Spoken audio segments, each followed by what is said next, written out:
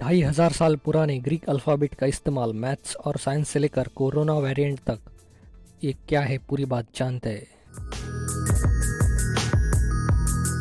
Corona virus के शुरुआती मामले चीन के वुहान में पाए गए थे, इसीलिए शुरुआत में कई लोग इसे चीनी वायरस कहने लगे थे। इस पर चीन ने कड़ी आपत्ति जताने के बाद इसी तरह जब साउथ अफ्रीका, ब्रिटेन, ब्राज़ील और भारत में कोरोना के नए वेरिएंट मिले तो इन्हीं देशों पर नामकरण किया जाने लगा। जैसे कि इंडियन वेरिएंट बुलाए जाने पर भारत ने भी कड़ी आपत्ति जताई।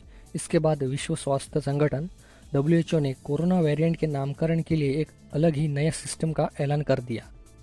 WHO ने कहा कि UK वेरिएंट को अल्फ़ा, साउथ अफ्रीका वेरिएंट को बीटा, ब्राज़ील वेरिएंट को गैमा और भारत के वेरिएंट को डेल्टा नाम से पुकारा जाए। इसी तरह जैसे जैसे नए वेरिएंट मिलते जाएंगे उनके लिए अन्य ग्रीक अल्फ़ाबेट का इस्तेमाल किया जाएगा। ग्रीक अल्फ़ाबेट में कुल 24 अक्षर है। इनके नाम है alpha, beta, gamma, delta, epsilon, zeta, eta, theta, iota, kappa, lambda, mu, nu, xi, omicron, pi, rho, sigma, tau, upsilon, phi, chi, psi और ओमेगा। करीब 1000 ईसा पूर्व ग्रीक वासियों ने इस अल्फ़ाबेट को तैयार किया था। इन्हीं ग्रीक अल्फ़ाबेट से आज ज़्यादातर यूरोपीय अल्फ़ाबेट बने हुए हैं।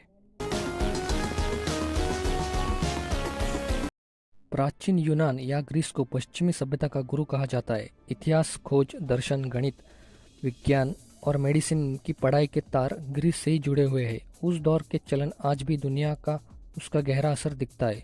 पाइथागोरस, सोक्रेटिस, एरिस्टोटल, प्लेटो जैसे गणितज्ञ दार्शनिक भी ग्रीस के ही रहने वाले थे। इसीलिए गणित और विज्ञान में ग्रीक अल्फ़ाबेट का भरपूर इस्तेमाल दिखाई देता है।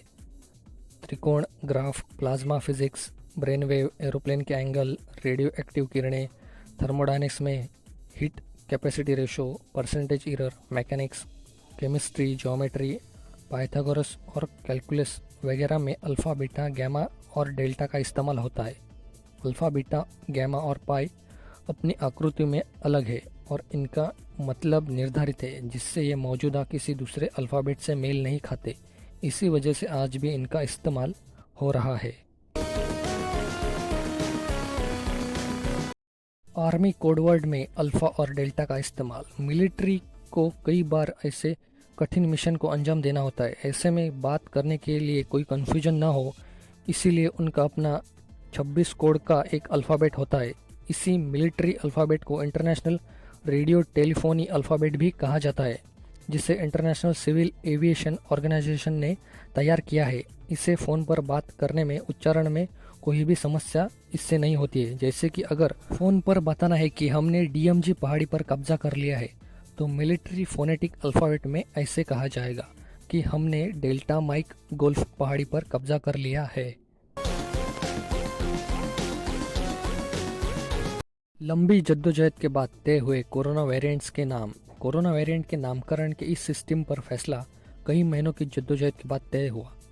एक्सपर्ट पैनल में शामिल बैक्टीरियोलॉजिस्ट मार्क पैलन के मुताबिक उनके डिस्कशन में ग्रीक देवताओं के नामों पर भी चर्चा हुई, लेकिन इस पर कई लोगों ने ऐतराज़ जताया। आखिरकार ग्रीक अल्फ़ाबेट पर वेरिएंट के नाम रखने पर मोहर लग गई।